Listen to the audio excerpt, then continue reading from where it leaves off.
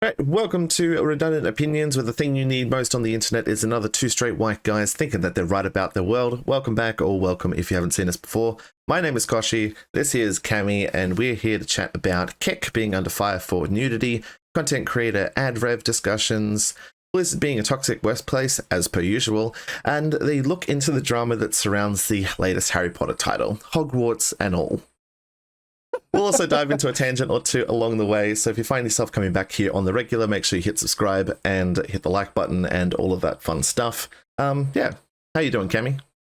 Good, mate. It's been a minute. Yeah, we're back in 2023.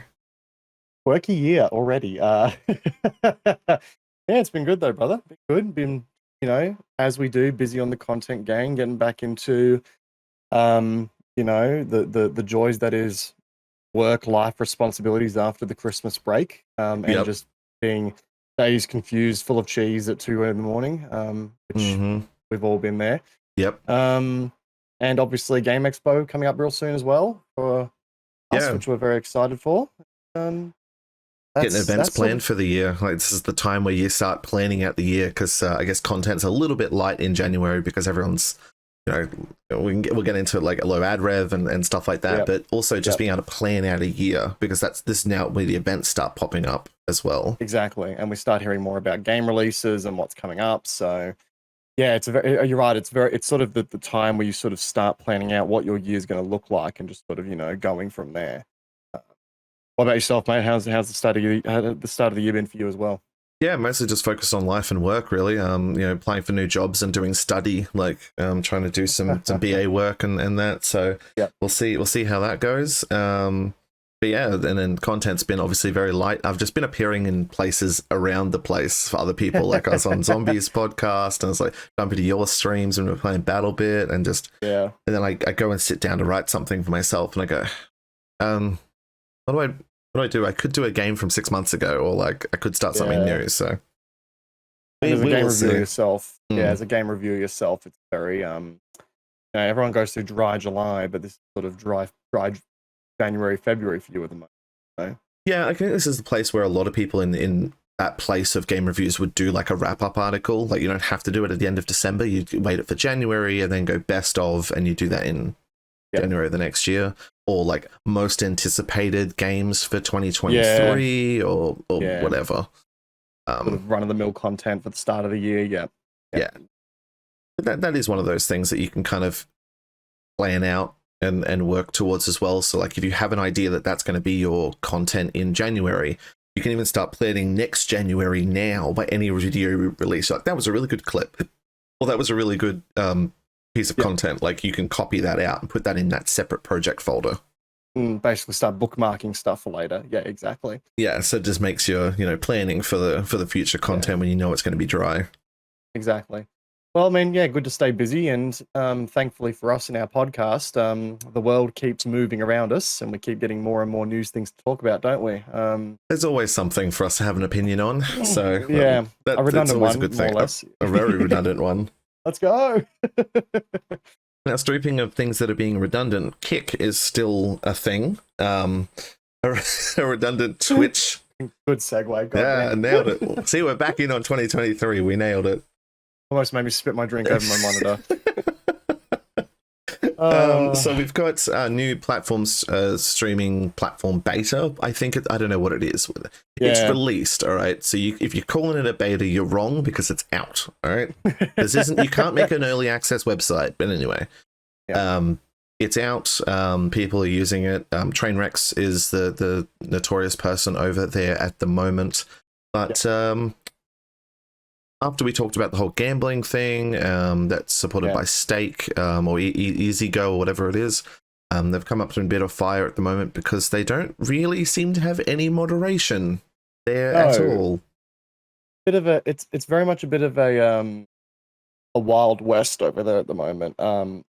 It goes as far as to, and I'm gonna sort of keep it pretty high level here, because those who may be listening. But there's been some pretty graphic stuff going off on that platform that would make you think you're on another website. And stuff that, you would expect to be banned on a streaming platform. Now, I don't know. I haven't actually. I'm wondering if Kick has like an age limit. Given its gambling background, is Kick restricted to 18 plus or no? Do you know off the top of your head? I don't know that. When you go into someone's stream, it comes up with a warning that says 18 plus mature content. So you have to actually say that you're starting to watch, but that doesn't excuse them from... It's very much the similar argument to Twitch's end, where, you know, Twitch will say, this is mature content. Are you sure you want to watch this? We all know that all the 13-year-olds or all the kids are just going to, yes, please. So yeah, there's some content showing up on there that clearly you would understand should be bannable on most platforms, but continues to stay up regardless, including, you know, doing the nasty on stream. Yeah. So the one that we had here is from a content creator called Suspendus. Suspenders, yeah. Yeah, which I'm looking at that and I was like, this dude looks like Ice Poseidon, and I think it might be. So I'm not sure. Like, I need to Google this shit because I'm watching the stream at the moment and it's just like a cam of them being in the car, and I swear to God, it looks like Ice Poseidon. But anyway, yes, they apparently got a model that is paid for hourly for adult things. Let's go with that. And yeah, just go into town on the stream because that's great. Pushing boundaries of new content. Not that this is on any other platform at all, or you know. No. But yeah, so it's a weird one, right? Like, obviously, the other platforms where that content you would go to see, not exactly much in the way of limitations. You can watch that either. But we're on the internet. You can lie about your age all the time. But, you know, at the same time, really, really, and you know, you were telling me about how, like, you know, on the stream, like on the website, there's stuff like watching movies and watching, you know, live sport. Well, yeah, we've got like live, or I mean, I'm just looking through Kick at the moment, and again, it says beta, which it's not a beta, shut up. It's, yeah, like pay-per-view, like the Royal Rumble's on at the moment with WWE. It's a pay-per-view event. There's about 10 streams at the top here that all have it on here, so yay. You've got, and yeah, there's, as you say, people watching anime, people watching, like, you know, like you said, someone was going through the Harry Potter franchise. Literally, yep. Hawaii's pointing a wand at me now with 100 viewers sitting there. We've got NBA, and we've got, you know, and your typical boober. There's gonna be typical boober, yeah. There's gonna be a lot of, like, I know there's a lot of people in the streaming community that do like movie nights with their audience. I get it's the hot topic. I know that React streams are a very, we've had this conversation about React channels in the past. But this, like, that sort of thing, I don't care what you say, it's not fair use content. You are breaching every copyright law under the sun. And there are people that do it well, but yeah, a lot of people don't. Yeah, exactly. And this watching movies directly on stream is not only putting yourself under potentially huge fire, but it's also putting a platform very much as Kick. If Kick continues to grow in popularity, it will find itself very quickly under a shit ton of fire over stuff like this. Yeah, and that's the thing, right? It's like, well, when you have things on Twitch and then you get banned for it, you get DMCA'd or whatever. It's saying, well, you've got to. That's how they handle it. Is you've got to go through that process of going, okay, this is on your platform. It's copyrighted material.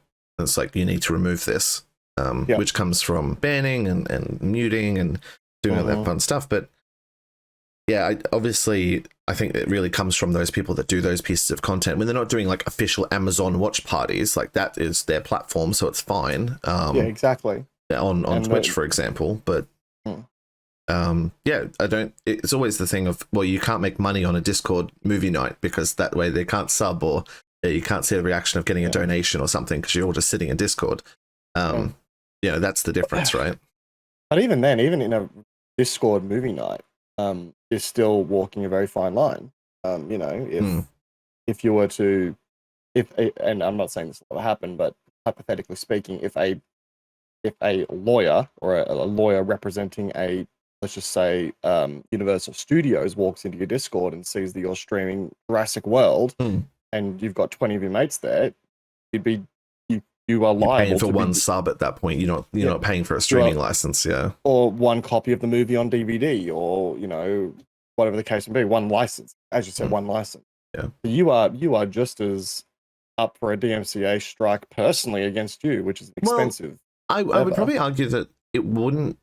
A lot of the copyright laws that I like, a super basic understanding is that if you had it in a private space, then it's okay because it's your own house. Like, if someone came into your house and then you were watching a movie with 10 of your friends, like that's not illegal. Okay. But if you were to do it in a public space, like a drive-in movie theater, then it would be. So I think with Discord, if it's a private server, then I think that's okay. Or a private call, I think that's probably fine.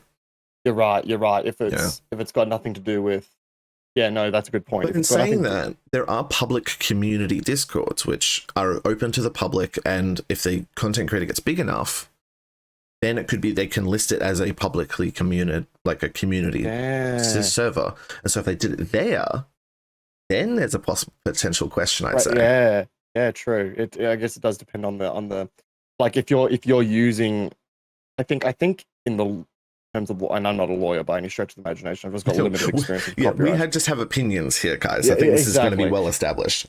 My limited understanding of copyright is that if you are redistributing the content, that's when there's an issue.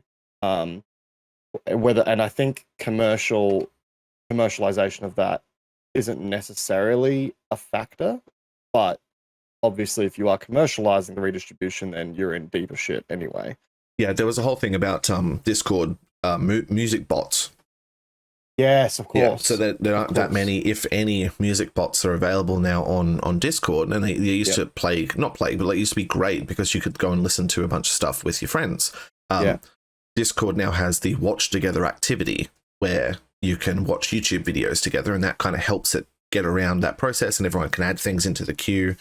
And things, but there's also ads playing on those. There's pop-up ads. There's like a whole agreement between YouTube and Discord, I guess, to organize that.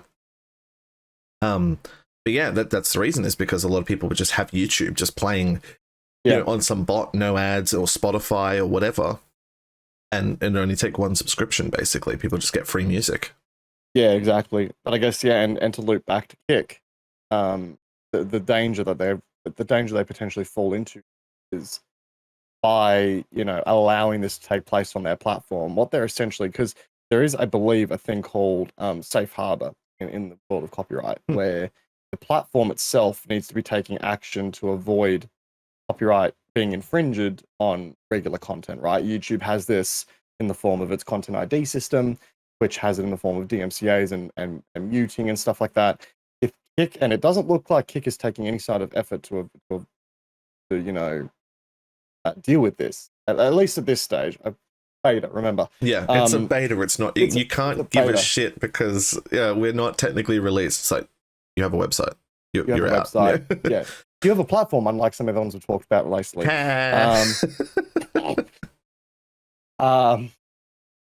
So yeah, like the fact that they're not taking a very visible effort, at least my understanding of it is, like, again, your top streamers are watching WWE Rumble. Like, come on now.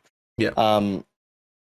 There is a very good chance this website could be thrown out of safe harbor and could very quickly be sued up the wazoo by WWE for theft of content. And especially, like, how many viewers are these channels getting that are watching this content? A couple of hundreds. A couple of hundreds apiece. There you go. So that's I don't know how many. I don't know what a WWE subscription costs, but no, me neither. I've got no idea. But I mean, I'm willing to bet 1,000 viewers. Yeah, listed under a musical production. So another WWE with 500, another WWE with 500. Royal Rumble, guy here watching 200. 101 Dalmatians. Yep. Under a music category. Yep, Harry Potter and Asian dude in a maid outfit. Trainwrecks is watching NBA. Yeah. Oh, for God's sakes. Yeah. yeah, and that's the problem we have. Like, I get it. I So know it's people sitting want here. to I make. just want to see how he's watching it. Like, is he watching it on? It looks like it's under gambling. Yeah, it says it's slots casinos, which he's got a slots thing on there, and then Yeah. he's watching he's- live coverage on. I'm just trying to see this site to see if it's. Oh, it's on Stake. Okay. Okay. So All right. stake.com sports basketball. So I guess that he would have like an agreement, like if it's a stake product. So, but you would think that they would create like a browse category for Yeah, right. a stake watch party or something. Like, but would Stake have an agreement with the NBA to allow this to be redistributed like so? Yeah, not sure. Oh boy! It's all that grey area, right? Like it's that grey area where you just don't know. And this is it's up to the platform to control. A lot of people give DMCA and copyright crap. Like people say, "Oh, it limits what we can and can't do in the world of creative use." But no, at the same time, it literally protects the content that you create, and it does so in a way that's fair. So it's not perfect. I agree with that, but by the same token, a completely lawless system means that, literally, anyone can redistribute any kind of content, and that's not a healthy way of distribution of content either. That's what people got really annoyed about React content, because it's like, that's my video. Why are you watching my video without my permission? It's like, okay, so then make sure that you don't also hate copyright and DMCA claims, because that's what that is meant to be for. Exactly. Yeah. Exactly right. Exactly. It goes both ways. It's only okay if I do it. It's not good when you do it. That's the shit part. The rule for me and not for thee. Exactly right. Yeah. Mm-hmm. Do as I say, not as I do. Yes. Look, this whole Kick platform for me just screams, end of the year it'll be gone. I think I'll probably stick around. Look, maybe, but I don't know. There's so much hot water here already, especially with all the. Look, the nasty on stream. That's one thing, but I genuinely feel like this copyright stuff is going to come back and bite them in the ass later. Wouldn't be the first time we've seen it. The only reason I think it's flying under the radar now is that it's a new platform, and anyone outside of the streamer circle, if you will, who are fed up with Twitch, they don't know about this yet. Yeah, well, they're looking for alternate platforms and stuff. I think that's the thing with Twitch as well. We haven't heard about DMCAs and stuff for I would say a long time, like 6 months, right? There was the massive thing where some Warner Brothers, the artists, the top 500 artists or whatever, came in and were like, hey, the fuck, you're streaming all of our music for free, bam, and there was that massive DMCA wave, and then Twitch had to do stuff about it. And that's what had the rise of all this streaming music that's come up, which is great for those businesses and those artists, but we haven't really heard much since then. They've also allowed for dual channel VODs, like you're streaming to be on dual audio channels, which is good. But yeah, for Twitch is actually taking steps to actually help out with that kind of stuff. Whether it eliminates the problem entirely, I don't think so. But it's at least a step in the right direction. But we really haven't heard too much about it.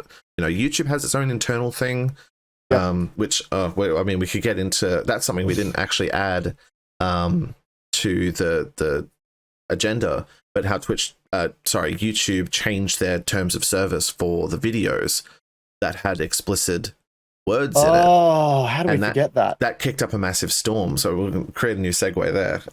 That might be next week, maybe, I reckon. We could get into that in great detail, I think. Yeah, it's definitely something that we could chat about. But essentially it boils down to, they changed it to you couldn't swear in the first 15 seconds of a video, and most of the video can't contain a lot of swear words, like actual swear words. If you bleep them out, it's fine. It can't contain actual swear words. And also it's really vague on what those swear words are. So people were testing it. What is it? Sun Wong, was it? ProZD. He was doing a short video and testing it, and then just said fuck 8 times, and then tested it again, and then waited, and then said it once in the whole video, and then it was YouTube are fools, doing all this shit. It got covered pretty heavily, but the main problem was it did it retroactively. So all of the past videos that were fine when they released, they changed it, and then they demonetized a bunch of people's content even though the new rules have changed the way that it works, which is very scary. And that could also, and I'm giving YouTube the benefit of the doubt here because they're not the ones. I have a sneaking suspicion that they're not the ones making that decision. The advertisers are. Advertisers are dictating what they are and aren't comfortable with their content appearing on. They want more control over, what their brands are affiliated with. And obviously, with 300 hours of YouTube content uploaded every minute, can't exactly do that manually. So, you need a one-size-fits-all system. But it's kind of like getting a mobile plan. If you would, that's the agreement that you signed when you went into YouTube and you signed that agreement. That's the agreement that you signed. They don't then change that agreement, and then change what you're using as a mobile thing, right? You're grandfathered into it, so it should be one agreement for a certain amount of time, and then advertisers can apply those terms and services to those videos, and any agreement upcoming, they can go, okay, you're under the new agreement now. Boom, like it applies from there. That's what it should have been. It's interesting you take that perspective because I sort of view it like as a privacy policy update in a way. You know how like platforms update their privacy or their terms of service all the time, and if you don't click yes, then there goes your account. Like that's sort of the way I view it separately. But interesting, like because I never signed a contract with YouTube that says Well, you tick the box for the paid partnership thing, right? Yeah, exactly. You sign a contract for your partnership. Well, you don't really sign anything. Say, pay me, please. I like money. Yes. Yeah, I like the dollars. I'll get there one day. Remember to subscribe and get me the paid partnership. All right, hit that like button. See, I never signed you never sign a contract to say though what you can and can't upload. That's just YouTube's T's and C's that you click yes to as soon as you that's just the community guidelines. Yeah, and it's just annoying that they change. Like again, upload a video now and like say that they say, all right, no swearing at all. You're gonna have to bleep out every swear, and someone's got 1,000 videos up. Like this podcast, for example, we say we swear all the time. Fuck, shit, titty, balls, wank, all that shit. But I'm not getting paid, so it doesn't matter. But if I did at some point get to the point where I was getting paid, this video could then be demonetized because of a change that I had no control over at the time. Yeah, no, and I completely get that perspective. It's a tough one because obviously if you lose the advertising revenue on YouTube, that's a cut to YouTube's revenue. Because Google is just built on ads. So you're kind of at the mercy, but at the same time, giving them all the power doesn't mean they can dictate. Yeah, it's such a deep rabbit hole to get to because it's like you're just. Obviously, people created their careers off this. People have not have jobs in 5-10 years because all they've done is create YouTube and stuff. So it's interesting if you put the lens on it of like a job where they were just like, all right, you were doing this as your job. Well, no, you can't do this anymore. And you're like, well, what do you mean? It's like, well, no, we're just not. You just can't do it like that anymore. It's like, well, how do we do it? It's like, well, we don't know really, but you can't do this. It's like. As you say, such a deep rabbit hole. I feel like we could go hours on this. It's not gonna kill a platform or anything. People jump up and down about it, and then no one talks about it now. Like, 2 weeks later, 2 weeks later, there's something else to talk about. Like the platform, it's YouTube. It's the second biggest website in the world. It's fine, but it's interesting when it does apply to other platforms as well. Other platforms do go away eventually if they don't get enough support. And Hover is the latest one to kind of Hover go. Now this was not really used too often, but it did have that surge. I think around I want to say to 2020 when it kind of popped up. I totally missed it. Totally. But yeah, no, my understanding is that it was a platform where you would sort of share clips of your stream through this platform, I guess. And, you'd build communities around the clips on your stream, stuff like that. Did it, you probably know more than I do, Kochie. Did it react well with other, transferring viewers from that platform to your main platform, or was it sort of like a new main platform, if you will? Was it hit and miss, I think. Yeah, okay. Yeah, so what it did is you're allowed to create it was kind of like, it was just one of the new social media platforms, but usually with things like TikTok and YouTube, like before YouTube Shorts became a thing, it was one of those things that people liked funny clips. People liked really pro gamer clips or whatever, but just standard clips of a stream and things like that, little snippets of a stream, they didn't really have a place for. So that's kind of the niche that they put into, where they could all send their clips in, and then you could start following and get rewards for the content. You could connect with each other. It was just another social media platform that didn't really have anything specific. It was mostly just, it was one of those things that was like, we are a gamer focused Twitch clips thing, which made it very, I would say exclusive, but it's probably not the right word. I mean, like, to me, that's trying to provide a solution to a problem that doesn't necessarily exist. Like, I know that they were doing stuff like giving you the ability to edit your clips in-house and sort of, transfer them from landscape to portrait, which is a cool feature. Excellent. More platforms need to bring that on board. YouTube Shorts, please. But by the same token, it's very clear that, if you know how to work on your clips and turn them into content in a way and make them worth watching. I know that sounds harsh, but it's true. 100%. And platforms like Twitter, like TikTok, like YouTube Shorts, they already fill that solution, that problem. Yeah. And quite frankly, you don't need another platform to step in and do that because, well, there's all the culture, and we've already talked about this. But the culture associated with platforms and the culture associated with people actually choosing to log onto those platforms on a daily basis, so cemented into daily activity that trying to compete with that when the solution already exists on those platforms is just impossible to do. Yeah. And you're kind of feeding a dead horse at that point. They did have other cool features, like they did have like kind of like a gamification area as well, where you could like level up your account, and it was very much focused on the small streamers type market, because they're like, well, we can smush all these small creators together and do all that stuff as well.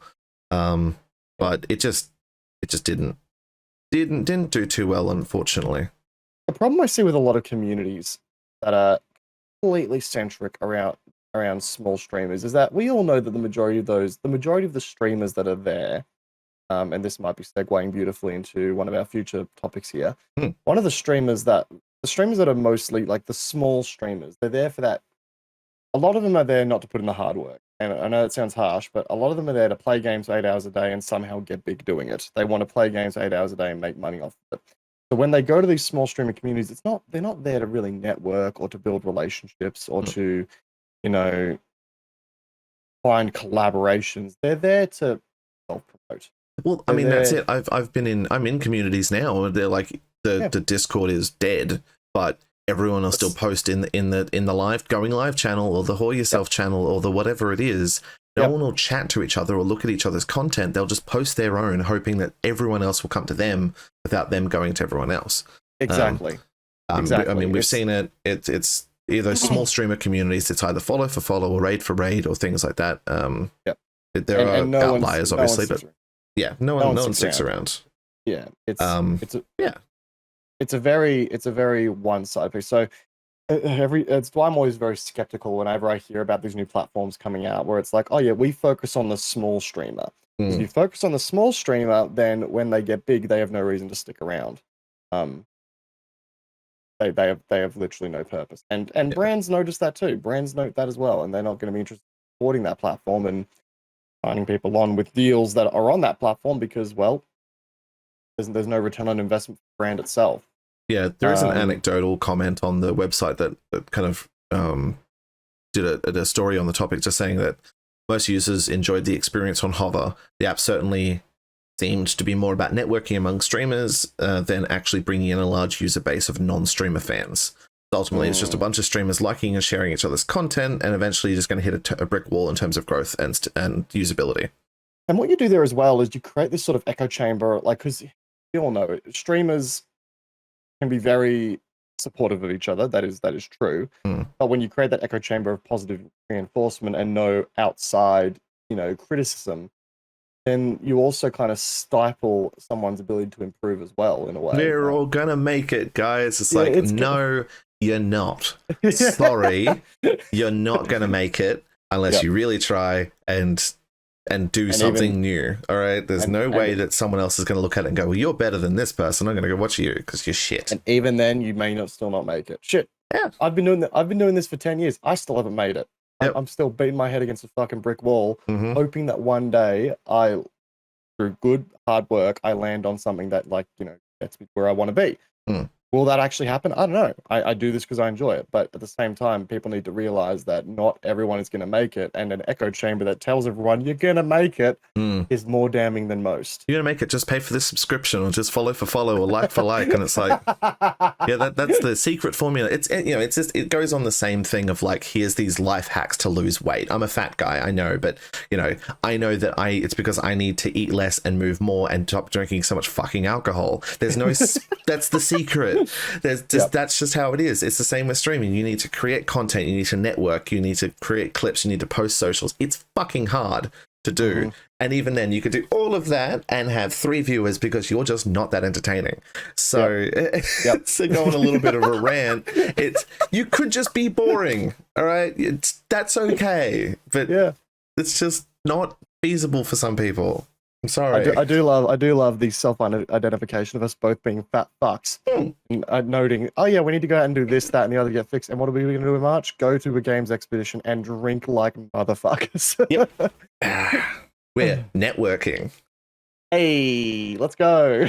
But I mean, that's just the way that it is, and that's something that we can, I guess, we've probably beaten to death. It's just like, but if people enjoy creating the content, then that's all that matters. I had a games night the other night where I was messaging people to come play Valorant. No one was playing Valorant, or no one was awake because it was midnight, and I was like, well, I should probably do stuff myself. And I was like, yeah, cool, I'll jump onto some Valorant. And I end up having just like random chats with people in the games, and people were like, yeah, you should be like a streamer or something, or we create funny moments. And I was like, well, I could maybe like create like a new new brand that I just tell nobody about. I sit there and play Valorant and talk shit to people, and I wouldn't tell anyone the name. I wouldn't promote it. And then I was like, why would I do that? Like, I mean, it sounds fun, but like to do that and then start from zero again for no reason as to, just create a separate level of content. It's just like, there's no point really. Well, that's why whenever someone tells me, because, and we're going on a tangent here, but whatever. I'm in a sort of a transitional period of my content as well, where people tell me that, I need to, you're stepping away from this game that you've covered for 10 years. Why don't you just create a new channel for the other content? It's like, because that's not what this channel is about. Like, that is the quintessential sign of a bad brand. If you recreate a new brand to diverse to new content, like I'd be doing that for every time a new game came along, if that were true. So, and that's why there are those Let's Plays channels like this, because they're not that particular game channel. They are them. They are the channel. There's a reason that Cami's channel isn't called Planetside 2 Facts and Tips hashtag. Like, I know that that's a lot of the content that he does, but like he also does other things and covers a lot of other stuff, and is looking to transition into BattleBit and other FPS games, because that's where the market is. Because Planetside 2 is dying, frankly, and that's coming from someone who doesn't play the fucking game. And quite frankly, I'm not going to rebuttal that point. So it is anyway. One of those things that I can understand that though, and that's why these YouTubers and stuff have like, some of them have like 4 channels. They have one for their main channel that's like their particular thing. They've got another channel for their VODs. They've got another channel for their clips. They've got another channel for the extra content, like the day in the life of the vlog stuff. Yeah. What a the content wheel must be turning on that, in that kind of like I know Tim the Tapman in particular. That man has got 5 YouTube channels, all of which have got above 500k subscribers. Like, that dude he must have an army of editors behind him. That's all I'll say. He must be, and he is just like, a lot of people view him as just a streamer, but I guarantee you he is thinking all the time about what he's going to make next, in a way. Yeah. And how he can turn that stuff into content. Like, I don't want to grind on that whole you must have a content brain, but it's like, it's sometimes like that's your your kind of mission to success at that point. Like, you know, even tiny time with me, it was like there was a massive difference in the way that we approached, just Cami and I approached content when we went to PAX. Like Cami, I filmed like 50 clips of the things with my camera. Cami did 450.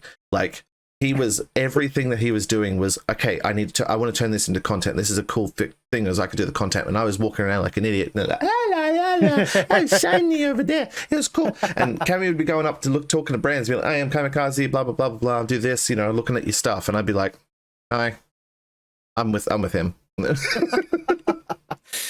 I'm his camera guy. That was it. Like, because you just need to have that brain for that kind of stuff. You always need to be thinking about the content.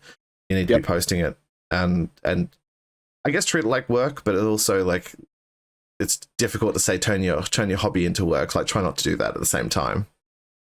I agree that it is tough to make that decision, but I also acknowledge that at some point you are going to start having to treat it like when you start interacting with brands we have gone on such a holy shit. When you start engaging with brands at an email level. Now, mind you, I've not had much experience with this, but I know that I'm not gonna be a fucky individual in the email chain. I'm going to be professional. I'm going to, you know, speak with some degree. Like, people have seen me on stream. I'm a fucking idiot.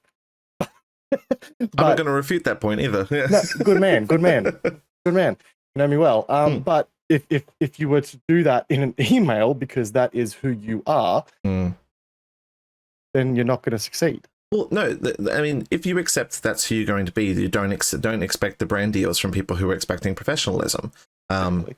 They understand the brand that you are. If you're going to say, you know, a bunch of swear words in your email, they'll just come up with a douche, then it's not going to work unless you've got a bunch of numbers and they don't care. There's a limit there between size of audience versus how much of a dick you are. I think that for companies anyway, there's always that tipping point. But I think it does transition into just about, you were saying about paying editors and having an army of editors for that kind of thing. Like, obviously that costs a bunch of money. Editors have to make a living as well. They're not free.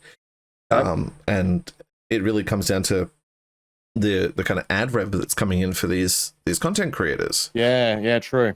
You know, like, there was a discussion which led on from Twitch posting these ad incentive programs where if you ran ads, you got a bunch of money. Yeah, if it was for a certain amount of time. 4 minutes of ads for every hour for, like, you know, if you stream 40 hours a week or 100 hours a week. 100 hours a month. Sorry, my bad.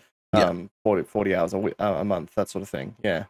Yeah. And it kind of led on from that. And then people getting into the first month of, if you are a content creator, you should know that January is the smallest month for content creator revenue. This is across the board. Because it's run by advertisers, and advertisers aren't selling anything in January. Christmas just finished. People are getting their new budgets because that's how it works in those areas. And that's just, no one's buying anything in January. There's nothing. There's no events except sometimes Chinese New Year. That's about it.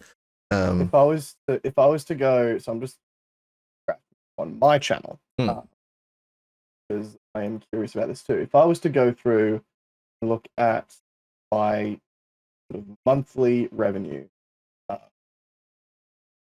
per year for the month of January, it is like, without exception, for that financial year, it is that in February actually sort of carries over into February.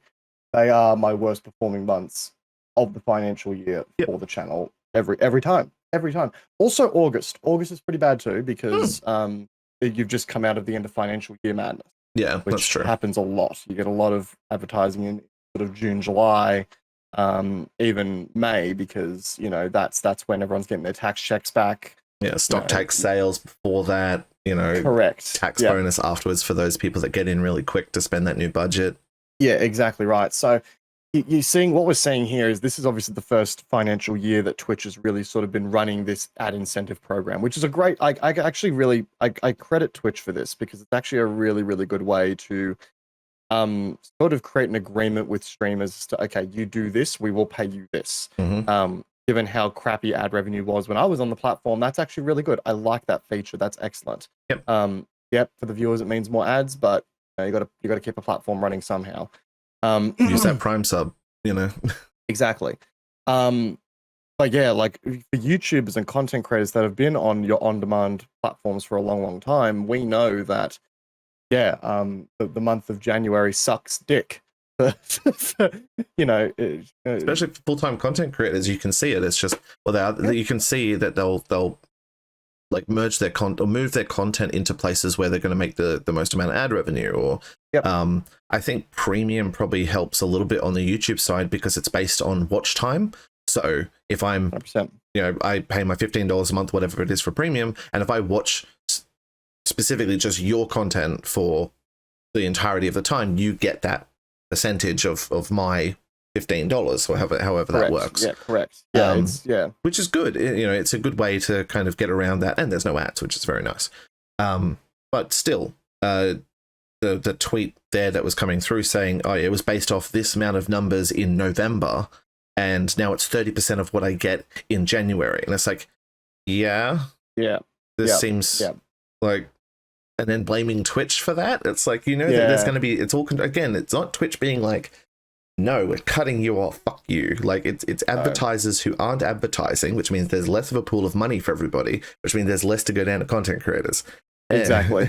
Exactly. And I made a tweet response to a particular creator that it just came up in my timeline. No disrespect to the creator in particular, he just was the one that I spotted, and wanted to, because I'd sort of throughout the week seen a lot of this sort of coming up, and then this creator in particular brought up some numbers, some statistics from November, stuff like that, saying that he'd grown since then, and yet the advertising revenue's gone down. What's going on?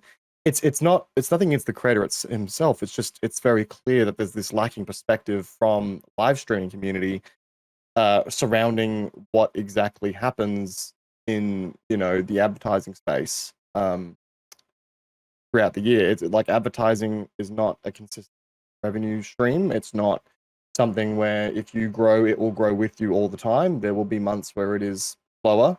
There'll be also months where your viewership is lower, which will pay your ad revenue as well. Also location. Location as well, exactly. Like this guy, I don't know where this person is. I have to have a look, but there's people in the replies of being like, oh man, you got 230 CCV, and it's like, okay, I've got 200, look at my incentive, and it's $400 for the same amount. And you're like, okay, cool.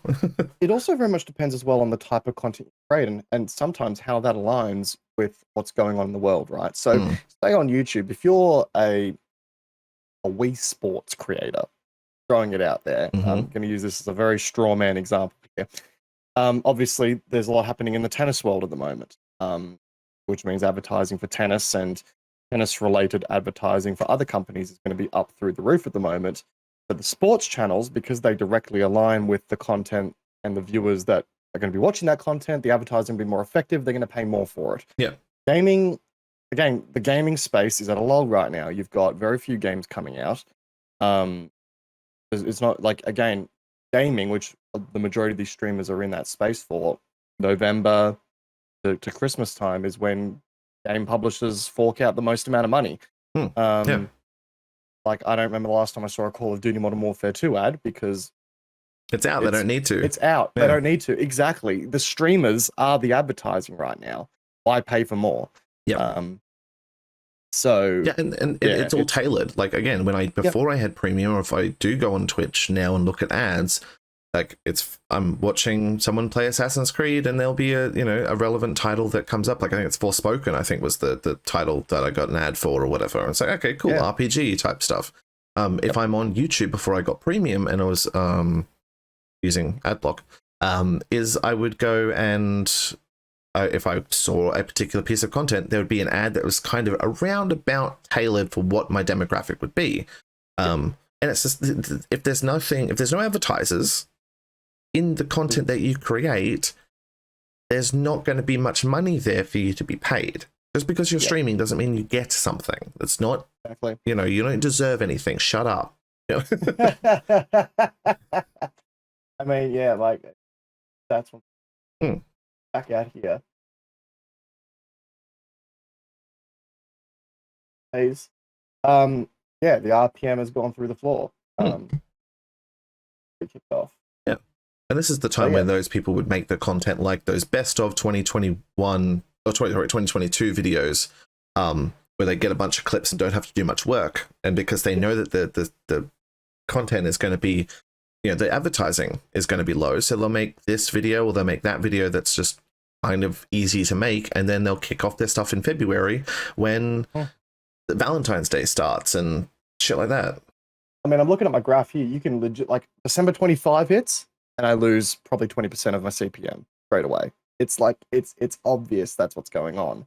And obviously on the Twitch side of things, they don't give you those CPMs, they don't give you those graphs, so it's harder for them to dictate that's what's going on. But I think what we're seeing here is just a bit of a change in reception as to, or a change in perspective as to how this actually works, and maybe even like a first time exposure therapy in a way. I don't know. It's a tough one.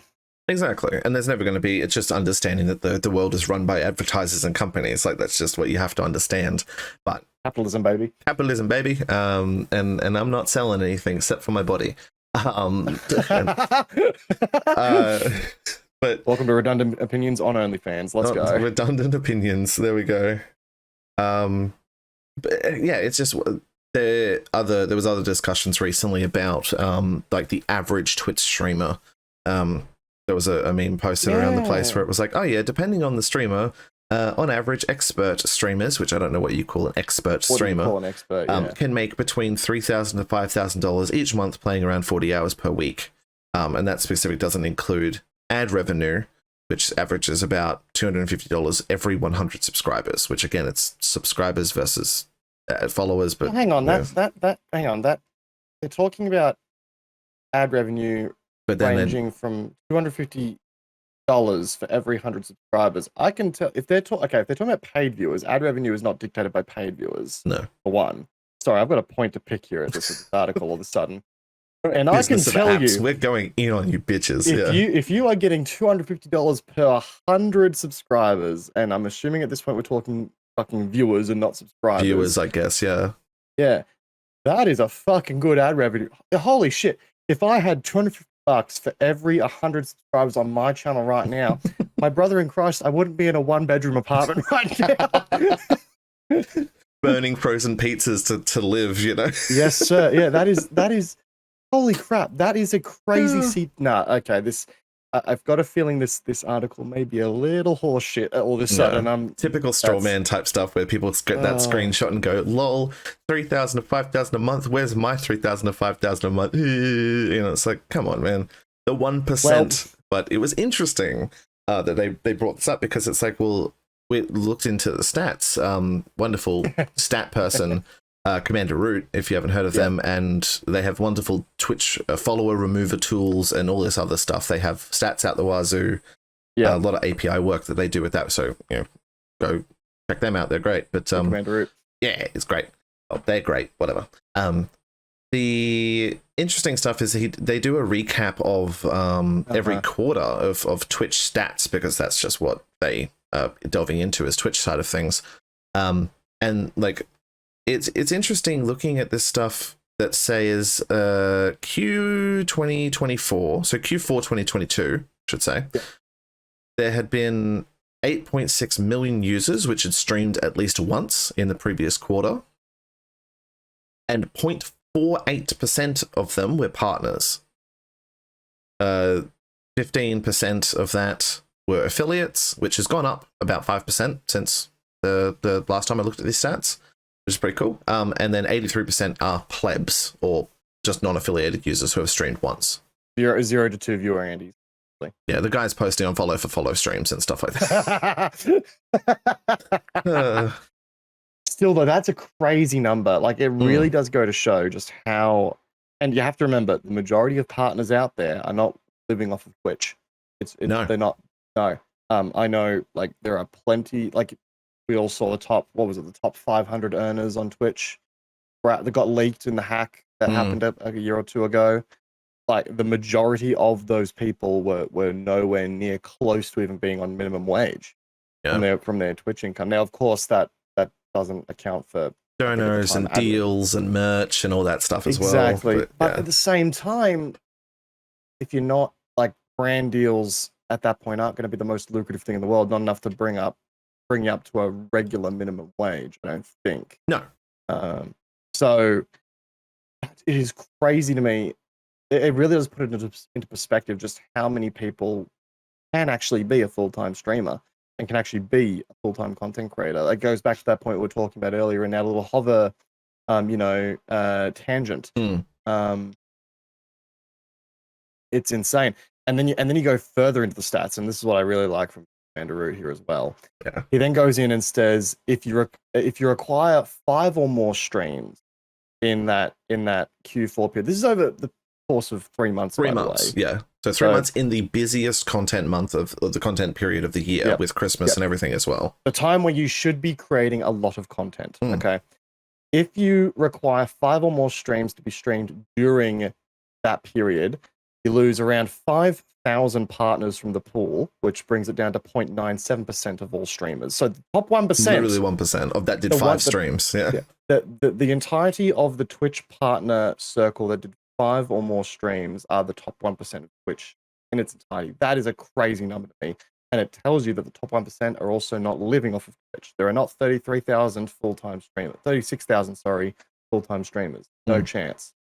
Well, those full-time streamers as well, like, again, that they go down even more derivatives. It wasn't just that, that number as well. Someone also requested, I think it was 30 streams. I'm trying to find it. So 10 streams a month. Okay. Yeah. It's in this list here somewhere, is it? Yeah, there's a reply somewhere that goes, hey, can you... While you're looking for that, I'll keep elaborating on these stats here. So you've got, and then there were 20, so if you require 5 or more streams, there were 989,000 affiliates, so that made for 26% of the pool, and then the rest, 72%, were the plebs, again. And but the crazy part about this number to me is that the plebs drops down to 2,736,000, whereas if you had one stream at all, 7 million. 5 million people went live once and said, nah, it's too hard. Yeah, or just, didn't, or was testing something and then just didn't do it. And then if you require 10 or more streams, you lose another 1 million people out of the pleb race straight away. Then you also lose another 200,000 affiliates and another 3,000 partners, which gives you a split of 1.43%, 33.47%, and 65.1% respectively. Again, it just goes to show how many people give up so quickly. And it goes further on from that as well. I did find the 30 streams because someone requested it. So basically for 30 streams, it would be what? So that would be 1 month out of 3 total. So a third of the quarter you were streaming. 10 streams a month. So, well, that's it. Yeah, 10 streams a month, right? So then we've got, that drops down even further. So we lose 9,000 more partners. So 24,000 partners streamed 30 times in the last quarter. Holy crap. Which is 3%. You lose another 400,000 affiliates. Oh my god. So it brings it down to 382,000 affiliates, which is half, so 46%. 46%. And then you lose another 1.1 million plebs. So that leaves you 50%. With... Holy crap. So the people that are doing 10 streams a month are basically less than 1 million people. Well, less than, yeah, so we got 24K, 382K, and 421K. And I guarantee you, so this website talks about the average income amongst those people being $3,000 to $5,000. Yeah. It's so heavily skewed, man, because the plebs, they're not making anything. 50% of people on stream are making $0, right? You've got 50% of your pool there, assuming this figure is even close to correct, making 0. If you add that into, the average calculation, the amount of money that must be being made in the top 0.1%. Yeah, fucking Shroud and shit. Yeah, must be astronomical. Yeah. And it really proves that yes, you'll see these idealistic, grand scenarios where Shroud can do it. Why can't I? It's because he is literally one in what's the total number here? Like 1 in 10 million. Yeah. 1 in 10 million of people who try. And if you want to go even further to the people who give it a serious effort, you're down to 1 in 1 in a million. 1 in a million. Hmm. Those I mean, even then, odds 1 in 420,000 people. So say you are a pleb starting out, and you're like, I'm going to stream. I got nothing else to do. I'm going to stream. You're there streaming, 2 or 3 times a week, let's say, so that you can get your 10 streams a month. Yep. You're there with 420,000 other people who are also doing that. And probably doing the exact same thing as you. Yeah. And you've got right. 300,000 people that are better at you than doing that. And then you've got 25,000 people that are better at them that are doing that. and it just goes to show there. And like, I get it. If you're doing stream for fun, that's fine. Like, do what you do. But that just shows that there are 400,000 people out there who, if they're not doing it for fun, if they want to become a full-time creator, they are dropping 10 streams a month, which could range between 2 to 4 hours, maybe even more. Yeah, 6, 8, 10, who knows? Getting nowhere. Yeah. Crazy. Yep. Then you look at the data bandwidth that pulls, and then people turn around and go, well, like, how is Twitch not making money? It's like, because 50% of their platform makes no money. That's just how it works. It's like, well, how is Twitch losing money hand over fist? That is the reason. Like, there are only so much that that the platform can do. It's constantly pumping out this network on a CDN for people that need to watch it, and you've got all these people with no viewers and less than 3 average viewers. The most crazy number to me about this is, like, everyone idolizes the partner hit, right? Getting to partner and being a partner. You've got 7,000 partners, not even streaming 10 times in the quarter. Like, that just goes to show how many partners there are out there who even once they get to the partner stage, give up. And that's of no fault of their own. They may just, like, life may change. They may decide that, it's no longer for them. Like, streamers go through that all the time, but it does show that just because you hit partner, you're not at the end of the road. You are nowhere near close to that. You still have probably the biggest hill to climb. Partner badge means absolutely nothing. Affiliate badge is probably an even more important milestone to hit, I'd say. Yeah, because then there's a reason that you can give your content, like your audience, a reason to stick around. Subs and emotes and stuff. Like, they have been blurring the lines like a lot between partner and affiliate. A lot. Like, I've noticed that a partner gets the dedicated transcoding. I think that's still a thing that they get automatically. They get more emote slots. They get a lot of different stuff. Which, another interesting stat on that as well. There are currently more than 11.9 million emotes on Twitch. Holy shit. That's a lot of emotes. That's a lot of emotes, yeah. All of which are just the same character or the same expression drawn onto a different character. That's all it is. Yeah, just like the pog and the like cry and the scream and the KW, all that stuff. The same emotes for stuff, or some people get creative with it. But it's just one of those things that when someone goes, yeah, I want to be a content creator, it's like, good fucking luck. Like, yeah. You better do it for the fact that you love creating content and you're not trying to make it as a job, because it's such a small percentage of a chance that you could have the potential to do it. I mean, and again, remember the stat, like, if you switch it to the YouTube argument, 300 million hours of YouTube content. No, sorry, 300 hours of YouTube content are uploaded to the website every minute. So times that by 60. My BattleBit brain is struggling here. Hang on. 300 times 60, 18,000. Yeah, 18,000 minutes an hour. Yeah. So times that by 24, you've got 432 hours of content being published onto YouTube every single day. And yet, I like, even as a small creator, like, I got 180 subscribers or some shit, and even I got, because I was able to tag and get the system in the right thing, I was still able to get 6,000 views on a video, and I was like, fucking how does that algorithm just like, I don't understand. Like, it's cool to where if I'm at that level where I am, on Twitch or another platform streaming with no discoverability, it's a lot more difficult. I think that's the other thing too. Like, obviously we bag on Twitch a lot for that kind of stuff, but discoverability it's pretty bad.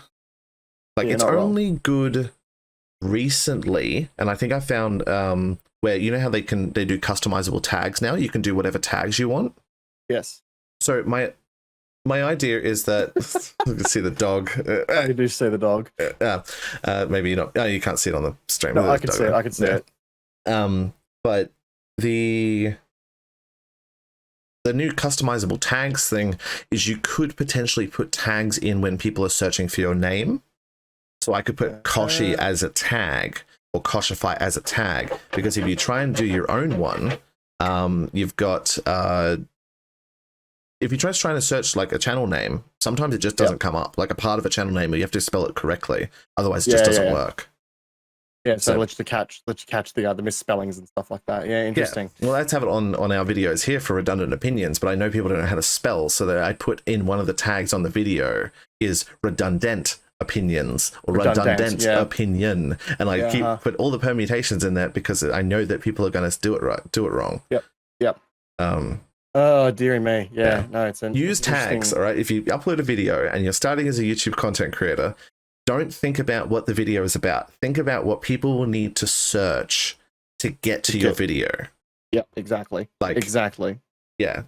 And if it's, yes, your tags will be this long. Like, it will be a block of tags that will be, I don't know, whatever. I think my latest one with Entropy Center, it was like Entropy Center PC review, Entropy Center PS5 review, Entropy Center gameplay preview, Entropy Center gameplay walkthrough, and because you have to add it. If you just have gameplay walkthrough, that's every gameplay walkthrough. You need the name and the thing all in one tag. Target it. Yeah. Target it. Yeah. What will people put in the search bar? Exactly. Yeah. Like, you need to think. Big brain tips coming from Kochie here today. Yep.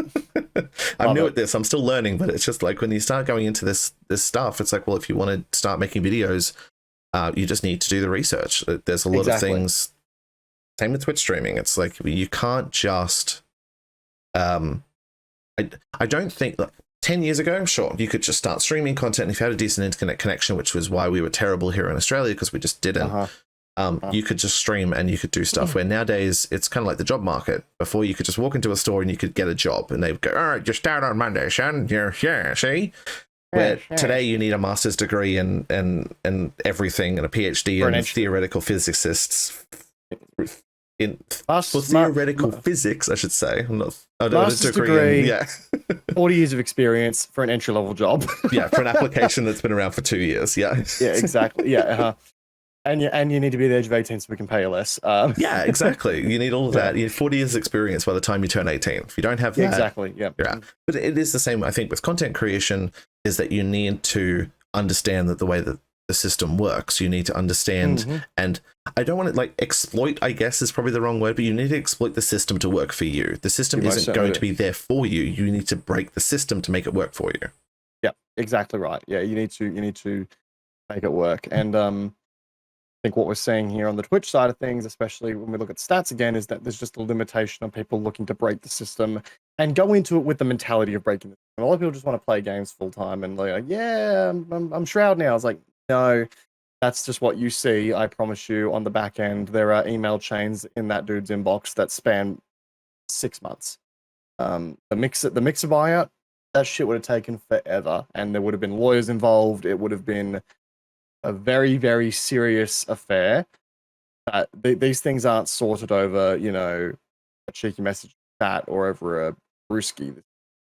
This is you are running your own business at that point, and a lot of people do not go into the mentality of it being a business when they start, which is all fun if it's all fine and dandy if you just want to stream, inconsequentially of the fact that you're playing games.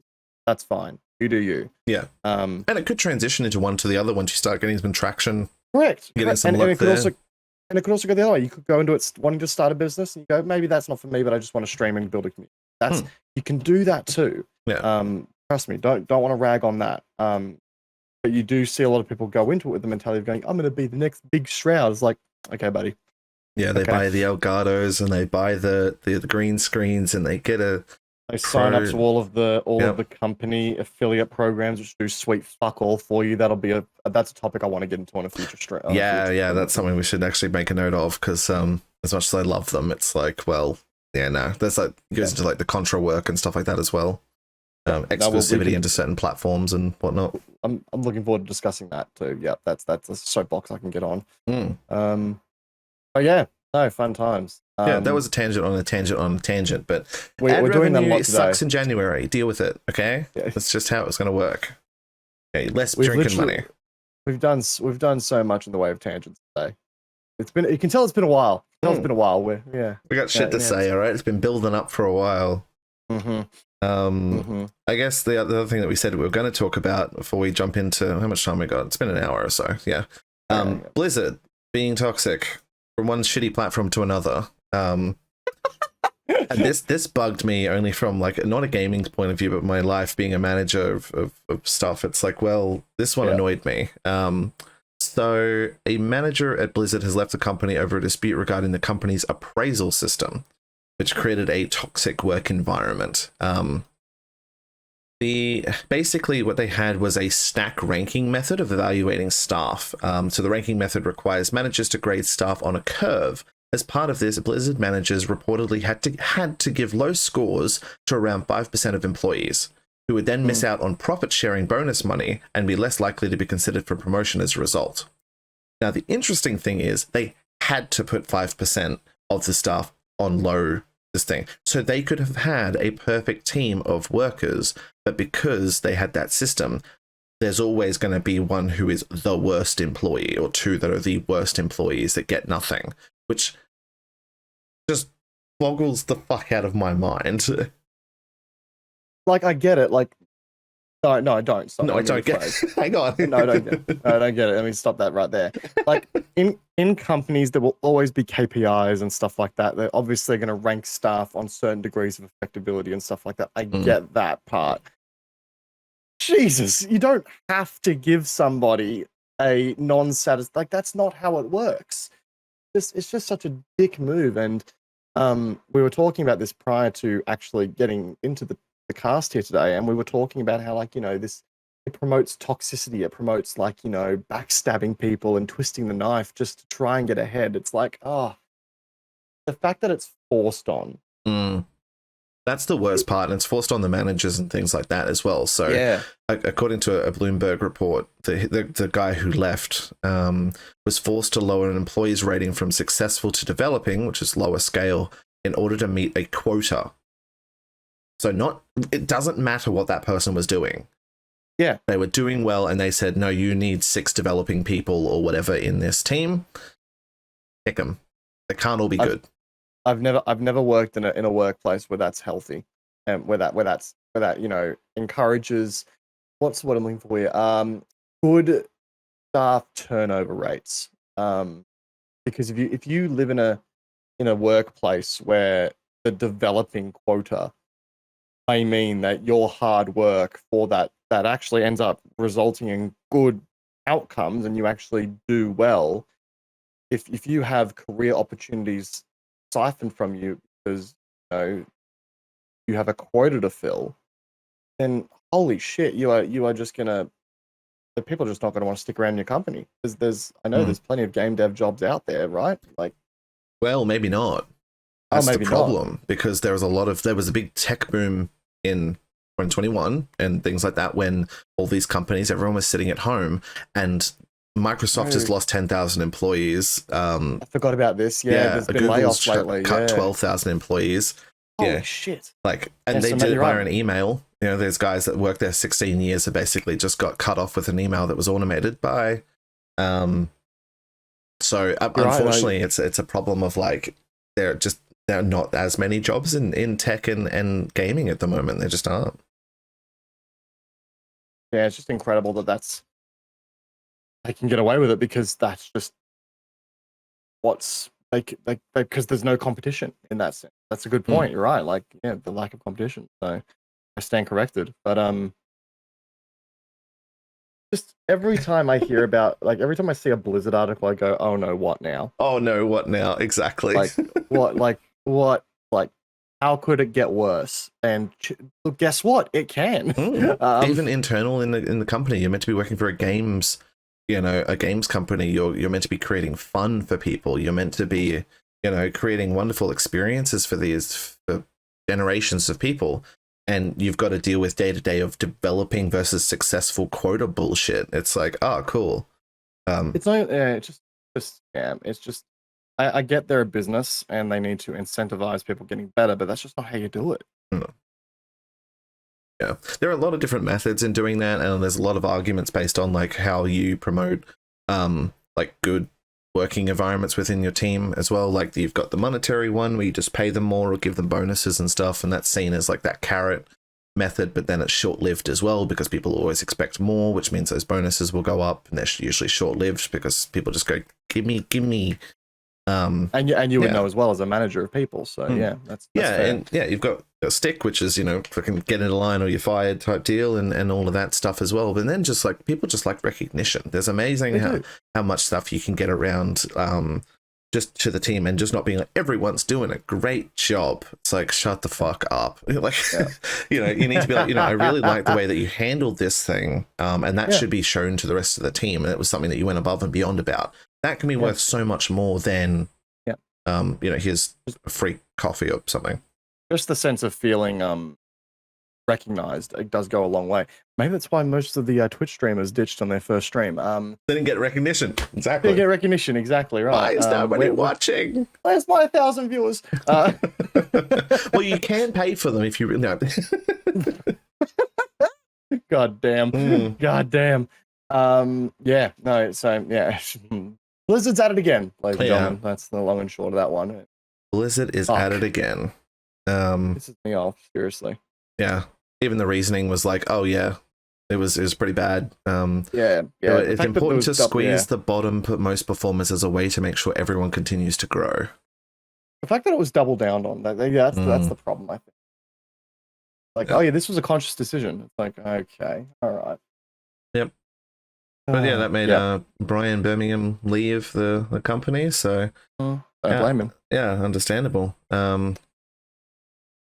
It's got to be difficult in those situations because like you can work on a game for 2, 3, 4 years in the background dealing with all of this shit, and then it comes out and people could just be really pissed off at it for no particular reason, or they just hate it. I was wondering how we were going to segue to this. Yeah, okay, here we go.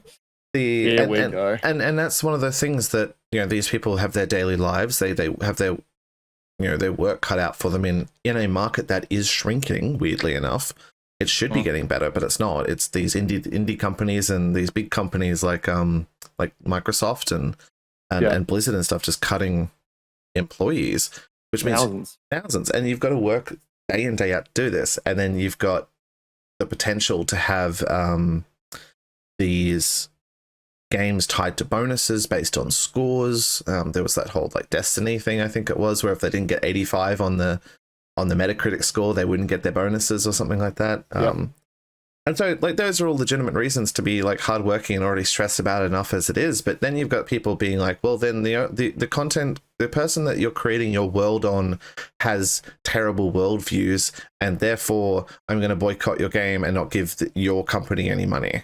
So Hogwarts Legacy, everybody. Yeah, Hogwarts Legacy. Here we go. So segue. That was the longest winded segue I think we've done.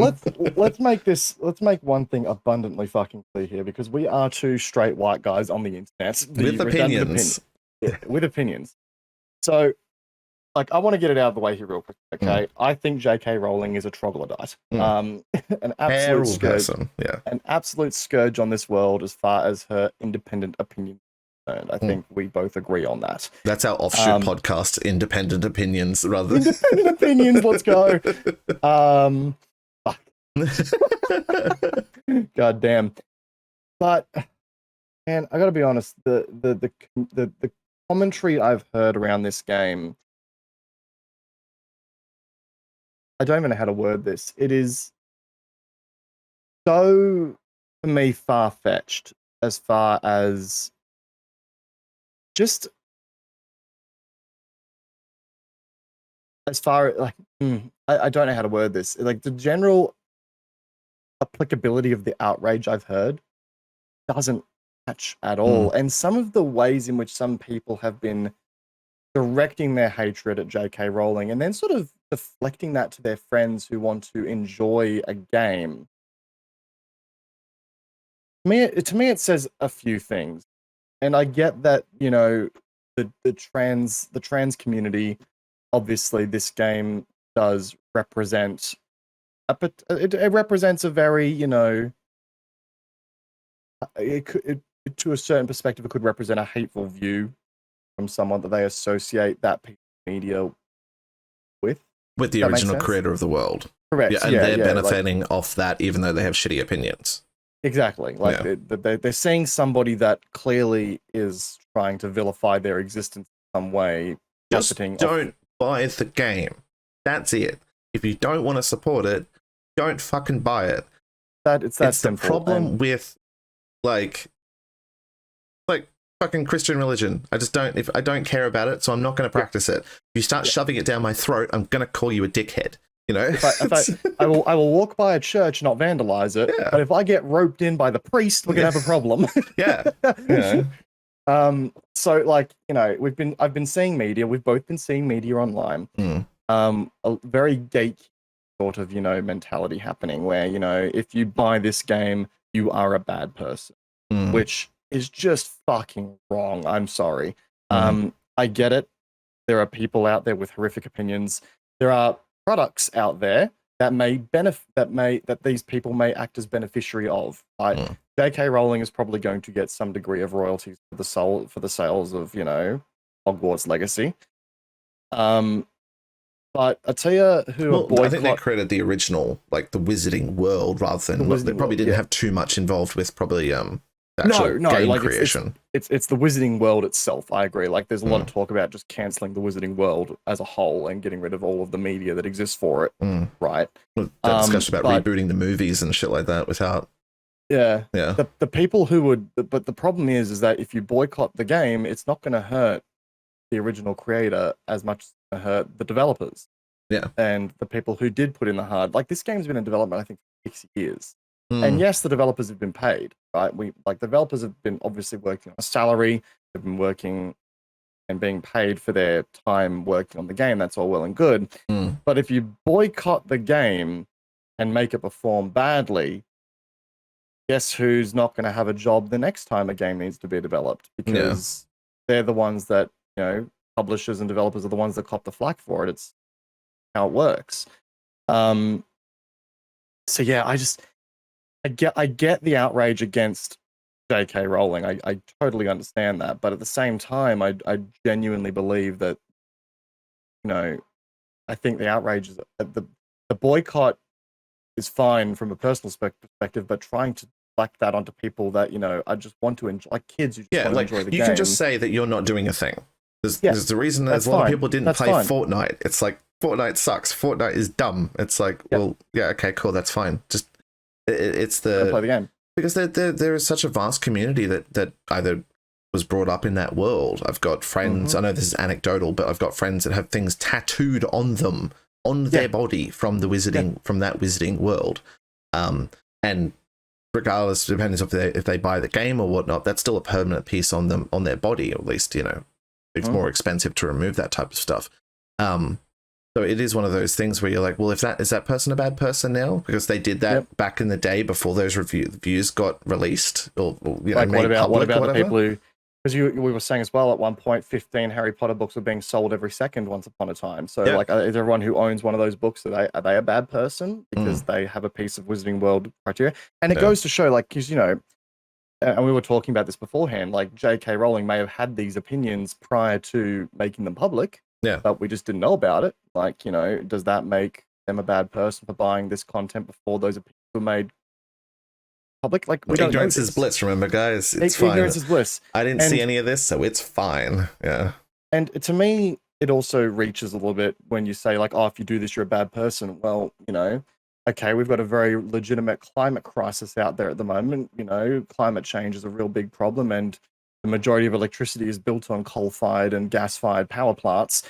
Are you a bad person for using the electricity grid? Where you can have as many solar panels on your roof as much as you like, but you know, you're, like, I know we're talking necessity versus enjoyment, but yeah, it's that, but it's also like, you know, I think it's like, well, yeah, they can do that, but they're removing one toxic thing from the world by not, you know, yes, the world is shit, we all know that, but it's like, well, you know, if I don't buy this game, then at least I'm doing a little bit of good by not supporting someone with shitty values. And it's like, well, I understand that. Yes, that's fine. You can do that.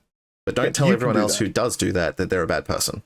Exactly. Yeah. And it's like, just this massive, like, meta discussion, and we're having a meta discussion on that meta discussion that just makes things. And then someone could, like, react to our podcast and react to the meta discussion of the meta discussion that we're having. It's just so on and so forth that the thing runs through. I'm all for people building, like, I'm all for people standing by their views 100%. Like, if you choose to vote with your wallet. That is the joy of a capitalist society. Vote with your wallet and, you know, decide that you don't want to do it. But, like, this game, I believe, is the most pre-ordered game on Steam right now. I think so. Like, yeah, it's been in the top 10 seller months for a good sellers for the month in the last couple of months, yeah. The game is going to do well, and I think if you spend your time vilifying the people who are playing the game on the basis that they just want to enjoy a game that is set in one of their favorite franchises, which hasn't happened in a long time. I don't remember last time we got a Wizarding World game. It always just brings you back to like PlayStation 2 or something like that, yeah, like the original Adventures and stuff. Yeah, just yeah, exactly. But we haven't had one of those games in a while. So, like, obviously people are going to be interested in that sort of thing. And I just think it's wrong to vilify such a vast community of people who may not know about the opinions of J.K. Rowling. They may not know. Yeah, all these terrible 7-year-olds that are buying their first wizard. They can be a wizard. Fucking 7-year-olds. Bad person. And you know what? The parents that bought that for their child as a birthday present, they're bad people too. Like, yeah, the people that are just out there, like, doing their thing and playing in the wheat fields, like they're not bad people. They just want to. That's why I kind of brought up like kind of innocence, the ignorance is bliss type thing, because there's a lot of fucking people that just aren't on Twitter. There are a lot of people that aren't following J.K. Rowling because they wrote the books fucking 20 years ago and no one gives a shit about them anymore. So again, it's like, okay, well then you dumb it down to, well, it's the people that are now on TikTok and Twitter that have the, you know, that understand the opinions of the original creator that then are supporting the, and it's just like, oh my fucking god, how informed do we have to be these days? Jesus Christ. I mean, J.K. Rowling has 14 million followers on Twitter, right? I can guarantee, like, we were talking about 15 books a second. Yeah, the last Harry Potter book that came out, I remember seeing there's just in England alone, it was 15 books a second across the country were being sold. So many copies were sold without, you know, that people aren't going to be like, you know, like there's going to be more copies out there that have been sold to people that aren't following on Twitter. Like, people just aren't going to be aware of this sort of thing. So, you know, it's not like people are buying the game with malicious intent against this. Like, just such a, you know, it's such a like a minute, maybe it was a minute, but whatever. 15 books a minute. Yeah, whatever. It's a fucking lot, right? Yeah. And it's not. I don't think it's. Yeah, I just don't think it's fair to label a community of people who want to play this game as bad people. And to me, it kind of, like, obviously you're gonna have people out there who want to be, I guess, as you would call, allies to the trans community. But if you spend your time vilifying the people that just want to come home and play a video game, yeah, it's how far does that rabbit hole go? Yeah, like people are going to be less inclined to, you know, support, I guess, the trans community if the trans community spends. I know I'm reaching a bit here, but I feel like there might be a little bit of a, you know, well, if I can't just enjoy what I want to do because it's views, then why would I support you? It's and all those people that, like, again, people put on all these tags for things that people do silently. It's like, you know, the whole, I know I'm conflating these terms, but like someone who is going to enjoy the game or just wants to check out the game is just going to go buy the game. They're not going to tell anybody about it. And obviously that's still the case because a fuck ton of people are still pre-ordering it on Steam. Now, maybe that's inflated by Steam just chucking it up to the top. We don't know, but they can control what's actually on the top. I'm just looking now to see if there's an actual number for the pre-orders of this thing. I don't think it. Oh, can you get the numbers that are like owners or whatever it is? But you know, the people missed $90 Aussie dollar reduce game. Yay! It doesn't say the owners currently, but it will have the numbers of players when the game launches, which is on the 11th Yeah, of it's at Feb. rank number top 100. It's at the rank number. It's at rank 3 right now for top 100 sellers. Yeah.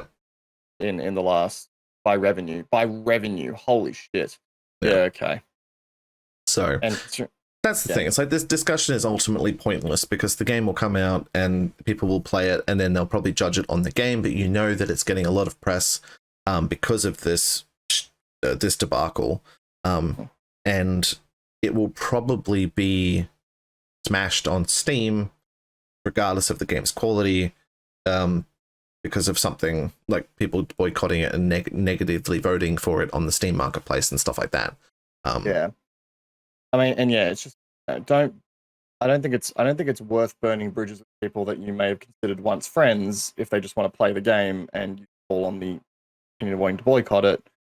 Like, I mean, there's communities that have completely been destroyed or broken up because of the game as well. Like not naming any names, but like they had differing opinions in those communities, and they ultimately closed the community because of differing opinions and arguments between the two. And I think it can be also like they don't want to lose. It's that tribal mentality of now it's like, well, now the game's come out and stuff. Well, I still had my view. It's like, well, what are you doing about that? Like, you had your view. Are you... Hopefully you're not just complaining on Twitter and TikTok. Hopefully you're donating to causes or donating your time to causes to help those people. There's a good thing on, I think it's Games Radar, the website that has an article about something inconsequential about 100 side quests that manipulate the main campaign. And you're like, oh, cool, that sounds like red flag waffle. But there is a good blurb at the bottom of it that says, although she's not involved in the development, we acknowledge that J.K. Rowling is the creation of the Wizarding World and, as her publicly stated, harmful views regarding the rights of the transgender community. If you'd like to offer your support to communities affected by that, then consider donating to other places. It's like, use your money and spend it elsewhere on places that will actually help. If you're not going to put it, if you're going to boycott the game and not spend the money on the game, put that money elsewhere. Yeah, and things to support those causes. And I think that's a view that a lot of people can get behind, because it's like, you're not just 100%. Voting with your wallet to not give this company money. You're voting with your wallet to support the people that are... Exactly. What's the word? Disenfranchised? Put it in a negative light by that particular person. Yeah.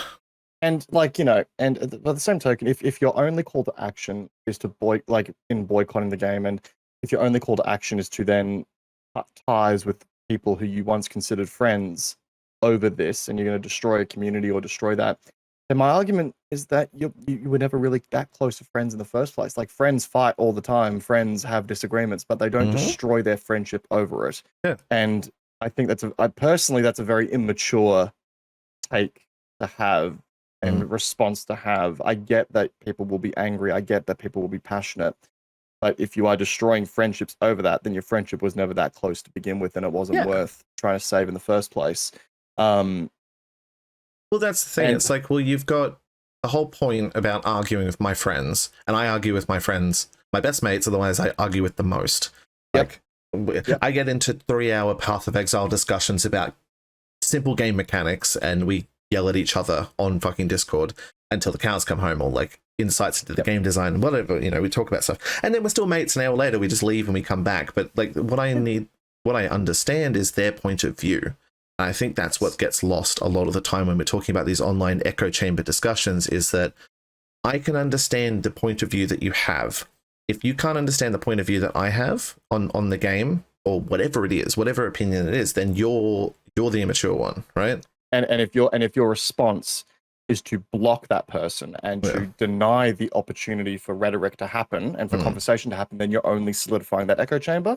Yeah, which means you will. Welcome to the internet, right? Yeah, exactly. And you will continue to isolate yourself from people who you may at one point be able to have a conversation about and even bring to your side of view. But by taking the knife edge and going, nah, fuck you, you're no longer my friend, you're no longer someone I want to associate with. Or just labeling them. Yeah, like that tribal, like, well, if you're not with us, you're against us. If you're not this, then you're that. Yeah. If you, like, that is not going to bring support to your perspective or your cause. It's just not. It's such an immature way of going about things. So, And I can understand that it obviously takes a lot of work once people start getting into those circles and get big enough on Twitter or TikTok or whatever the social media platform. You get those people that try to kind of bring up a discussion, and you try, and then that doesn't go well. Other people jump on it, and then you start blocking people because you just don't want to deal with it. And I understand that. Yeah. Unfortunately, you are on the internet, and if you decide to have an opinion on the internet, people are going to have opposite opinions to you. That's just how it works. That's why I made this podcast. is to have discussions, and we talk about game reviews. I mean, you can enter any opinions on the internet or whatever it is. It's like, as long as you can try and understand the other person's point of view, and then if you don't agree with them, that can be fine. Yeah, and I think that's the biggest problem we take with a lot of the boycott, like not the boycott itself, but the conversation we've heard around about it. Like we take a lot of problems with people sort of weaponizing someone's wish to play a video game that they've been looking forward to for a while because, hey, the boss's boss is a piece of shit. Like that's like it's not how it works. Like there are quite frankly, if you own an Apple iPhone, if you own car, if you own a whole bunch of different stuff, you own a diamond that's not lab grown. Yeah, it's not lab grown. There is a very good chance that you have contributed to some sort of shit in your life. I'm just sorry. And that is true. Fine. You're allowed to do that. You're allowed to do that. We exactly. are straight white guys, and we don't have an opinion on anything. Hey. It's and also on top of that, like J.K. Rowling's net worth is like $800 million. Vote with your wallet, sure, but is it going to impact her directly? It's going to make people feel better, and if that's all that matters, then that's fine. Yeah. If they're going to limit themselves to not having that experience in that wizarding world, then wonderful. That is up to them, and they have the ability to do that. And I think that's the thing. It's like we don't care about that. We care about people being like, well, you're not allowed to have this, or if you do have this, you're a bad person type deal. It's like, that's where it kind of irks me. Come at it from a mature perspective, and if you're going to have an opinion that weaponizes someone's wish to do something, get ready for fucking pushback, and can't just live your entire life blocking people, because then you're just going to grow up to be a really immature person. It can be the case, yeah. You just deal with it. Like, yes, you're going to have negativity. I mean, bringing you back to content creation, like you've got to have a thick skin to create content on Twitch. And we could get comments on this video calling us cunts, and we are. I'm sure we will. I'm sure. Yeah. We know. We know. And it's. But if you can't understand our opinion, then your opinion is meaningless. Then, or if you can't understand, if you can't fathom the idea of even considering our opinion, or even considering our point of view, and just immediately dismissing it, getting the bullhorns out and going, no, fuck you, you're a piece of shit. No. And I agree with you. Yeah. So. What else have you got? Like, I don't. Yeah, like hit me. Yeah, like let's have a conversation about it. That's how. Why am I a piece of shit? Well, it goes back to my father. No. My father was a drinker. No. My father. Oh my god. Going back to your chocolate content. Yes, sir. Yeah, like bring it back to the content creation side of things. It's gonna be wacky for these people trying to stream this game. Like mods are going. I would, if there's any content creators out there that I get that you want to support the game 100%, but like, just remember that you're going to have an extra thick skin, because you're going to get it's the same as when they released all the LGBTQIA plus tags on Twitch. You put your stuff in there. You could put transgender. You could put that you were African American. You could put whatever, and people were getting absolutely like reamed because of that in those channels. And it's probably going to be bad in these when the game launches as well. The storm will pass eventually on that. It did with the transgender side of things on Twitch eventually. To a degree, I think there's still there's still a little bit, but like it's not going to be as bad as it initially was. People will get bored of doing that. And you are allowed to, of course, if someone is really taking it too far and making it an unfun experience, you are allowed, of course, to pick them to ban world. You are allowed to do that. Just be ready for it. Should it happen? No, it really shouldn't. But there's a lot of things that happen that shouldn't. The online space, as we've been discussing. So yeah, I know that we were saying, well, you want to have those discussions with people, and I think it's worthy enough to have those discussions, but obviously understanding if their point of view is to troll, then you can understand that you're shaping your community. So like your value of shaping the community that you want to have is going to be in those cases above talking with random people on the internet. But it is kind of a case-by-case basis. There's going to be people out there that do sponsored content for this as well. The last thing they want is so much negative rhetoric that they're just going to go, nah, go away. So yeah, I'm with you. I do feel, obviously I understand the perspective of people who, feel like they need to boycott the game and they're not happy about it. But I actually feel sorry as well for people who want to play the game and want to stream it and enjoy it. Like, is someone going to get swatted over this sort of stuff? Is someone going to get physically assaulted for it in the real world? Like, how far does it go? So, over a goddamn video game. Over a fucking video game. People have done it in the past, so I know that's very extreme cases, but it could just be verbal and text abuse for those kinds of things. And again, it just comes down to having that thick skin and just blocking those people. Like, people are going to resort to that level of immaturity. It's like, well, that's not something you have to deal with, right? It's another discussion that I think there I want to have at one point is like shaping your community, and 100%. Like there's just been cases like even with me in the past where you just like that one person that they've never done anything bannable, but they just make people feel uncomfortable. Yes, and like, oh man, I don't want to ban this guy. Or like, he's really nice, but also he's kind of he's making it really awkward. Yeah, I've done something similar in the past where like I've had people. Well, I don't know, I've had people who obviously don't agree with my opinions, and that's fine. There's nothing in the rules that says you can agree with me all the time. But exactly, yeah. There's been times where they've just taken it that one step too far, or they've like just pushing my buttons for the sake of it, and I'm like, all right, now fuck you, off to ban world. Just timeout, like a lot of the stuff they just a lot of the ones as well, like once they hit their timeout, which is what I did like about like Twitch as well. You could time them out for 5 minutes, being like, all right, don't personally attack my chat. Like, if they've got an opinion, let them have it. Don't be a dick. And then it's like, cool, time them out. And they're like, oh, I've had people come back and oh yeah, I was kind of a dick. Sorry. And you're like, yeah, exactly. Cool. That's cool. Like, I get that. I get that people get fired up about their opinions, but we all have our moments. Exactly. Yeah. I rant and ramble about everything as well, but I try not to, personally attack someone, which I think is and sometimes all you need is a cooling off period, which I think a lot of people, in this whole Hogwarts legacy debacle, sometimes they just need a cooling off. People just need to take a step back, look at it from a very logical perspective, go, well, which is difficult. Yes, I can have my views, but you don't need to personally attack the people that, are just out, again, labeling people bad people for buying a game that they just want to enjoy. Yeah. So, yeah. People wanted to be wizards all their fucking life, cast spells and do crazy shit. And it's just like, okay. I have no cares about the game. I'm not going to buy it. I want to make this clear. I'm not standing the game. I give zero fucks. I give zero fucks about the Wizarding World. I could not give less of a shit about it. But I've watched some of the gameplay. Like Jack Frags released a video a couple days ago. Shit looks cool. Looks cool. Be on a broomstick and stuff and throw around spells and shit. Looks cool. But the game looks technically sound. It looks like it runs well and it looks like fun. So yeah, I'm not going to sit there and say that the game looks objectively bad. It doesn't. Day one marathon stream on Kamikaze 78's YouTube channel. Let's go.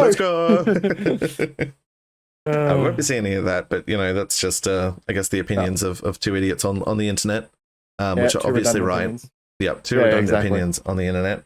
And regardless of what your opinion is as well, like as long as you're hopefully engaging those discussions and trying to broaden your opinions, in that way, that's hopefully what we can do for you, or I guess let us know if we're dickheads in the comments. Look forward to reading the comments on this one, I must say. I mean, we might get like 3 comments and that'll be good, and then I can promote some discussions around that. It depends how I tag this as well. It could be interesting. People looking for it. I dare you to get as pointed with it as possible. I really do. I've got to get that. We were just talking about tags earlier, Kochie. We were just talking about tags earlier. There's no such thing as bad publicity, right? You can hate me all you like. Blizzard goes by that, I think. Yeah. We're developing. We're not successful. We're developing a podcast, okay? Yeah. Regardless how good our content is. Yeah, goddamn. Speaking of content, Sorry? I was going to say, do you want to wrap up? We're speaking of content. What are you doing in the future? Or do you want to keep going? No. I think we're at a pretty good spot there. Yeah, for me right now, BattleBit Remastered is the focus. They've just released an update with helicopters, which was fun, but not quite entirely functional sometimes.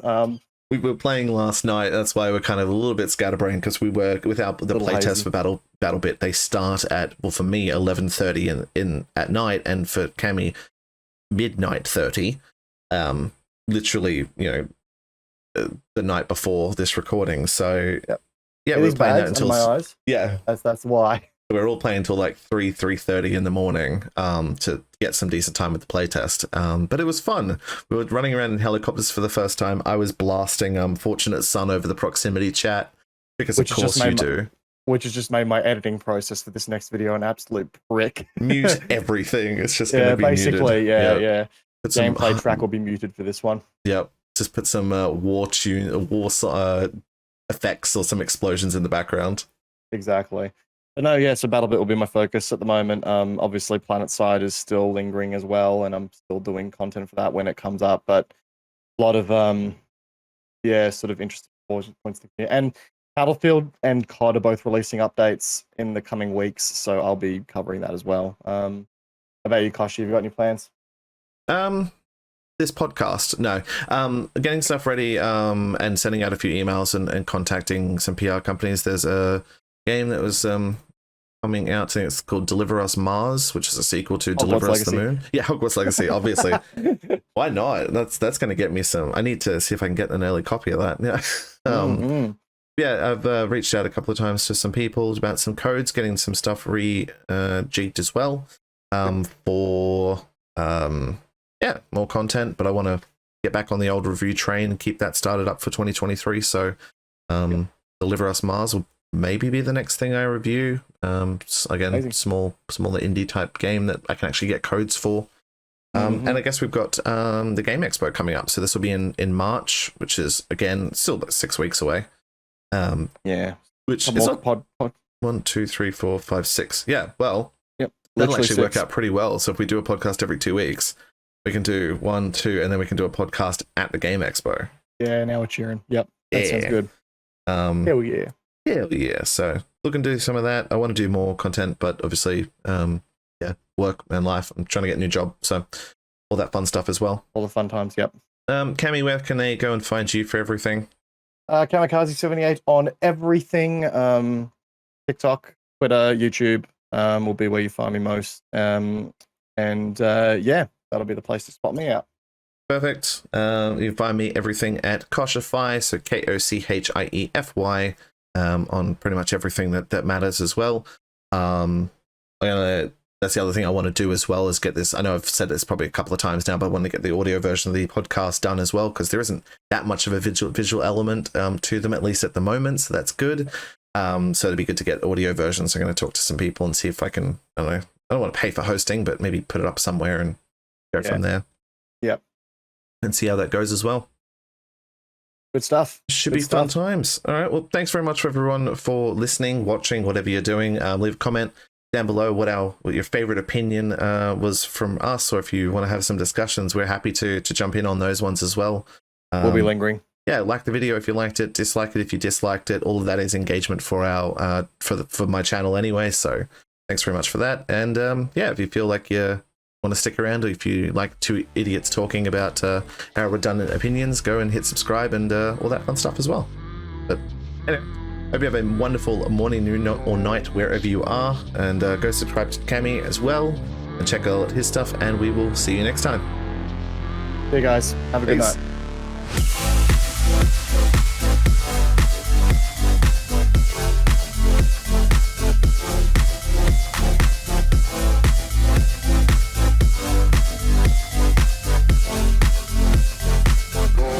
I literally said, tell someone to call me a dickhead, and it'll be like Tibbsy or something, be like, Kochie, you're a dickhead. You asked for it, and I was like, you asked. Well, exactly, I did. Yeah. Well, that's on me. Yep, no, fair enough. I did that to myself. Yeah, that's on me. It's on me.